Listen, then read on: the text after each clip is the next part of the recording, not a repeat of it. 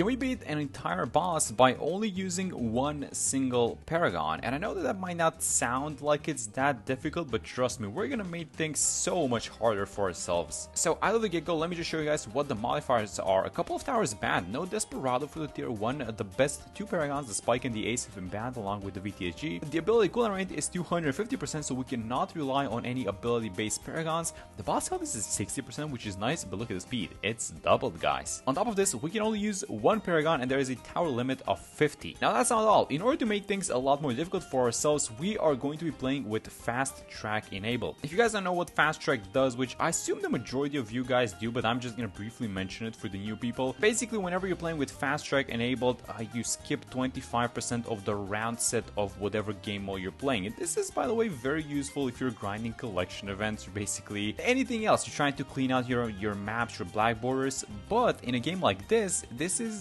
actually not that helpful. It's actually not even recommended that you do this, for the simple reason that you could have been just farming in these 35 rounds, right? And instead, you know, we start with like 10k or something like that. So let's see if we can save this run. This is gonna be quite tricky. Again, it's gonna be just one single Paragon, but the best ones are banned, and also you cannot rely on like the Ninja Paragon either, because these sticky projectiles, they burn off because the boss is Blast the Populace. So I don't know, guys, this is gonna get very, very interesting. I'm gonna try and defend these early rounds, by the way, with this like base 020 wizard. And I wouldn't even be buying like camo detection or anything because I want to rush some of these upgrades. So let's try and get like at least 3 marketplaces and then like maybe even a 4th farm, but I really don't know because it's gonna be really tricky here at the start. So let's get farm number 3 like this. I did, by the way, beat this boss and I know what to expect from it. Like I know, for example, that a sub Paragon works for the last tier, and that just tells us that you don't exactly need to farm as much because the HP is at 60%. Let's see if we can actually tank these white balloons. We have 90 lives. It's gonna come really close. It's 20 lives left. Yeah, alright, we need to get some camo detection. I mean, the good thing is that we're saving like 275 for the intense magic, and I think it's 325 for the camo detection. Although I'm not sure how long we can continue doing this. I mean, we're gonna try. Let's go like this. Let's try and greet out the last marketplace. This is so close, actually. Thankfully, the map is logged, so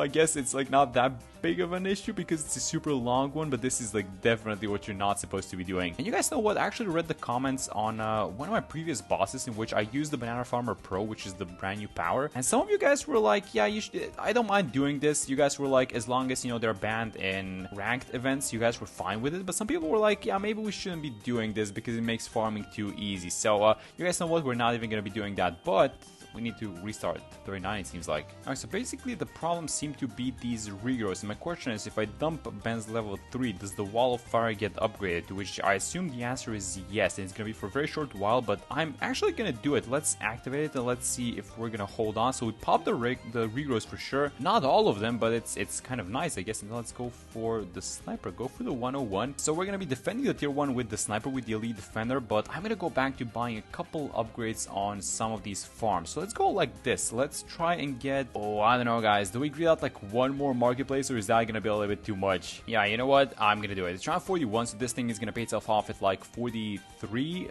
I think. So yeah, I just have it like 2-3 rounds on the screen and it's gonna be fine even if we sell it. Alright, so Elite Defender 15k, and let's say we want to sell 3 of these farms because we don't want to completely destroy farming. That's gonna be 4k each, so 12k in total. I think we do have the green light to sell some of them right now. Actually, let's do it. We buy the Elite Defender. I actually wanted to get the Jungle Gems. Do we have the cash for it? Yeah, barely not. Let's buy it now. Oh, wait a minute. The purple is... Oh, did I make a mistake by buying that? Actually, let's see if we can get the cash. Oh, we're not getting the cash for this emergency support, but it's gonna get camo from the wizard, and if I have it on strong, are we gonna survive this? I'm having it on strong just so we eliminate this purple layer. Oh, that's super close. Can we tank those? I think we can. I'm gonna take the risk. Oh my god, 10 lives. Alright, we're playing on the edge this entire run, guys. So here's what I'm gonna do. I'm gonna get this emergency support, just fix the camera problem once and for all. And yeah, we are definitely taking this one down. It's around 49, so I'm gonna stop at these 3 marketplaces because we're gonna sell all of them, actually. So yeah, as soon as we deal with this round, actually let me turn off all the starts so that we can redo the farming now that the boss is done. Alright, so this is the plan. Sell, sell, sell. Let's get a Minneapolis to go like this. This is gonna be the Minneapolis farm, and then I want to do a couple of things. Actually, I want to get, if possible, I want to get this thing in a good spot, and then I also want to get an NG. So if I have the NG like this, let's say. Let's go like this, place the trap here at the intersection, and I think this is, yeah, this is fine, guys. I mean, what are we going for next? Maybe an overclock to BRF. That's gonna be interesting because the cooldowns are at 250%, so we might want to actually buy 2 overclocks, especially for the Banana Essential later down the line. But yeah, I think this is somewhat fine. I mean, we do need some mob damage. Oh, let me actually go for this. Let's buy the Dragon's Breath. Alright, I think this is solid. 5 marketplaces. I also bought the 320, which is going to become a BRF as soon as possible. And then you guys know what? I think it's time for the Banana Farmer Pro. Again, we're not doing the OP path, just saying. We are only going to do the top path, which basically auto collects the entirety of the map. So this actually makes sense. Instead of buying like 5 or 6 farmers throughout the map, which is 50 monkey money each, one of these guys costs 100. So that definitely makes sense, right? Okay, everyone, here's the setup. Round 60, tier 2 incoming. So I'm going to buy one more central market. Again, we want to wait a little bit because we're super far behind with the farming. But here is what we currently have. We have a BRF, we have 2 central markets, which I do intend on selling for the defense for the tier 2, which is going to be a MAD. And then I also bought an overclock. I guess the MAD is going to be outside the range of the village, but I'm fine with that. We would have saved a little bit of cash, but that's okay. So we plan on selling these 2 central markets, which sell for, I guess, 34k, give or take combined. The man upgrade is 65, so whenever we reach 31, which is right now, we can sell both of these guys. Bam, get the MAD now. And I think because the HP is at like 60%, I think that the MAD should have absolutely no issues in dealing with the tier 2. So I guess the only job that we have right now is making sure we keep farming and we don't fall behind any further than we currently are. Yeah, there it is, just the MAD doing its thing, and it's like not even close. I guess what's delaying this pop a little bit is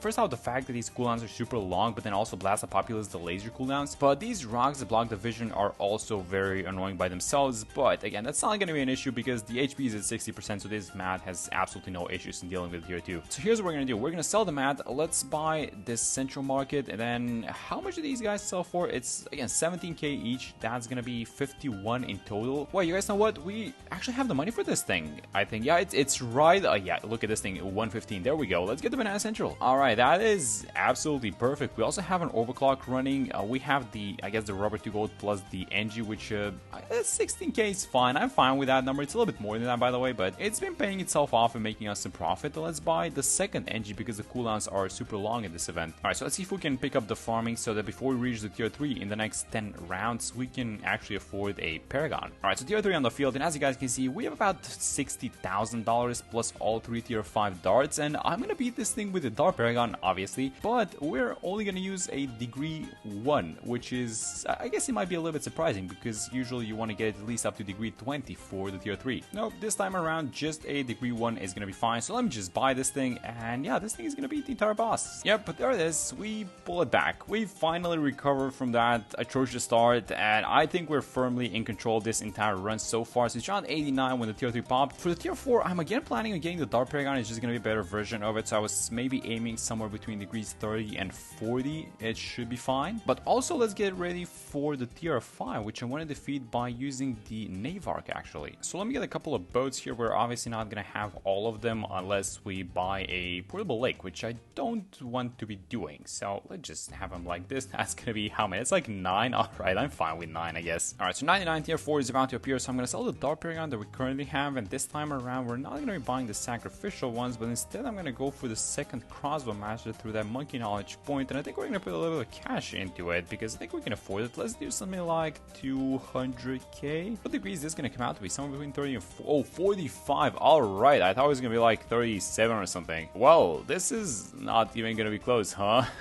Alright, there goes the tier 4 boss, I guess. Actually, you guys know what? Maybe if we get stunned at the wrong time and a DDT sneaks by like this moment, 106 is only DDTs, by the way, and we're gonna proc the heat bar. Okay, so in case we need to do something, what would we do? An absolute zero ability, I think. Oh yeah, we are getting stunned for sure. Let me do that thing. The Dart Paragon is attacking again. Yeah, it's fine. The stun lasts a little bit shorter than it used to. I think they changed this and the previous update. I think they shortened it by like a second or something, but it's super useful. Alright, so last HP bar from the tier 4, there it goes, and that was a pretty easy clear, especially with this degree. Again, it takes a little bit of a while, but it's because Blast the Populace just makes things longer. Like, that's pretty much it. With all these rocks getting summoned and the occasional stun on the towers, and maybe if you're using a cooldown, maybe that's gonna delay things by a little bit, but yeah, it's pretty simple. Alright, so 119, and as these bad balloons are getting destroyed in the background, let me just sell all of these farm, see how much money we're going to end up with. We need to sell the Dark Paragon first, so let's go like this. We're missing the Paralord actually, so let's place it right here on the side, and then buy the Navarch. Actually, before we do that, let's buy some upgrades onto these favorite trades that we have on the sides. Alright, and now get the Navarch. We're going to put all the money that we can into this thing, so let's see what degree we're going to get. That's going to be a 62. Yep, this is going to be super easy for it, right? Let's also buy some other stuff. For example, let's buy the Cripple Moab for some damage amplification. I think we should,